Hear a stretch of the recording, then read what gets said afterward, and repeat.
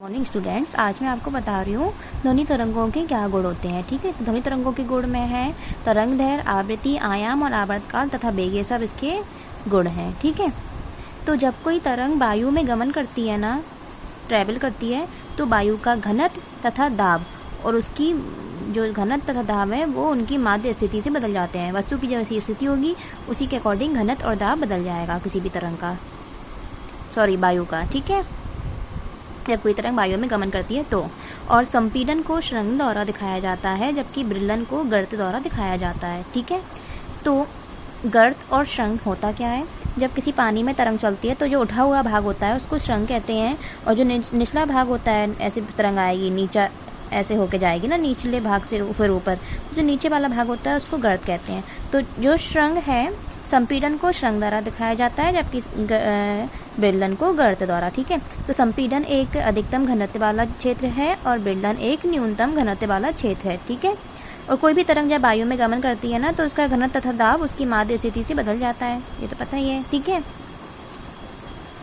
तो ये संपीड़न और ब्रिलन, संपीड़न पता ही है जहाँ अधिकतम घनत्व या दाब होता है, और ब्रिलन जहाँ न्यूनतम घनत्व या दाब होता है। ठीक है, तो ये आपका घनत्व या दाब दिखाया गया है, न्यूनतम या ज़्यादा।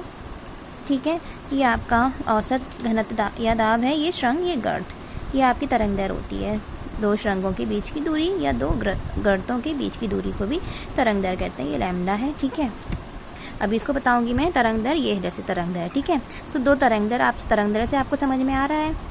ध्वनि तरंगों में संपीड़न तथा समीपवर्ती ब्रिलन की संयुक्त लंबाई को उनकी तरंगदैर्घ्य कहते हैं। यही जो मैंने बताया ना, दो शृंगों के बीच की दूरी, तो मतलब दो शृंगों संपीड़न तथा समीपवर्ती ब्रिलन की संयुक्त लंबाई को उनकी तरंगदैर्घ्य कहते हैं। ठीक है, दो लगातार संपीड़न या दो लगातार ब्रिलन के केंद्रों के बीच की दूरी को उनकी तरंगदैर्घ्य कहते हैं। ये हो गया दो लगातार संपीड़न या दो लगातार ब्रिलन के केंद्रों, ये केंद्र हो गए, उनके बीच की दूरी को ये तरंगदैर्घ्य कहते हैं। ठीक है, तो इसे ग्रीक अक्षर लैम्डा से प्रदर्शित करते हैं। इसका SI मात्रक मीटर है।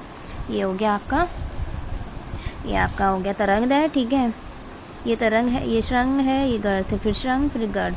ठीक है, तो इनके बीच की दूरी हो गई, और इनके बीच की ये केंद्र हो गए, केंद्र के बीच की दूरी को तरंगदैर्घ्य कहते हैं, चाहे ऐसे देख लीजिए चाहे ऐसे। ठीक है, अब बता रही हूँ आवृत्ति क्या होती है। तो एक सेकंड में उत्पन्न पूर्ण तरंगों की संख्या, एक सेकंड में जितनी भी तरंगें उत्पन्न होती हैं, पूर्ण तरंगें, उनको, उनकी संख्या को आवृत्ति कहते हैं, या फिर प्रति सेकंड जितने भी कंपन होते हैं तो कंपनों की संख्या को हम आवृत्ति कहते हैं। ठीक है, अंडरस्टूड। इसके आगे का मैं आपको नेक्स्ट में बताऊंगी। ठीक है, आवृत्ति का।